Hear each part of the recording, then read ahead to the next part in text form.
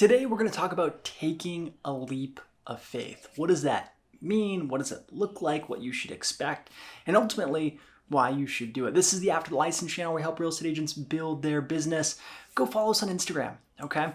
So taking a leap of faith. So often I talk to people and they're kind of on that cliff. They're thinking about the next thing, whether it's getting into real estate or targeting a new neighborhood or doing a new marketing strategy or doing a new lead gen strategy or starting a YouTube channel or starting a different brand. And they're thinking about taking the leap of faith. And I think it's important that we think through what that really means. If you want to theoretically fly in this world, you have to take a leap of faith. If you think about everything that you've probably had success in or felt good about, it probably came after some type of leap of faith.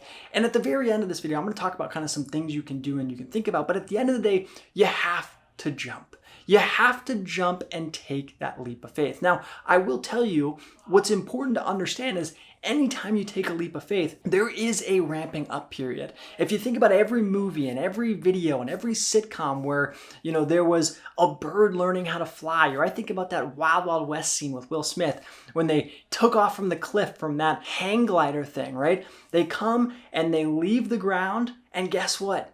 They start to plummet. This just happens with every single leap of faith, right? You're not gonna fly right away.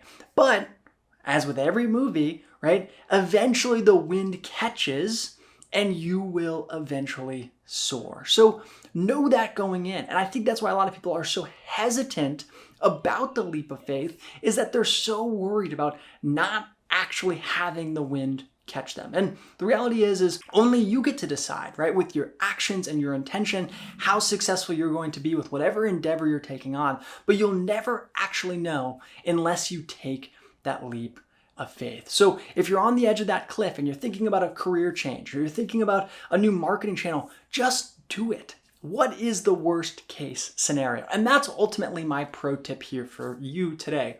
When you're thinking about a big decision or you're thinking about doing something and you're just not quite sure that maybe it's quitting your job, write down, this is a trick I learned from Tim Ferriss, write down the worst case scenario. What is the worst case scenario?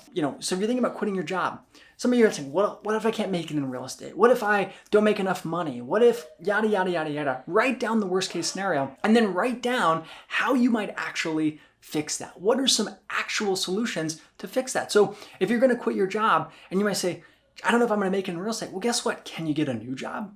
Now, is it going to be the exact same job you had before? No, but most likely you're going to be able to get a new job, right? If you start a YouTube channel and you think it's going to fail miserably, what's the worst case scenario?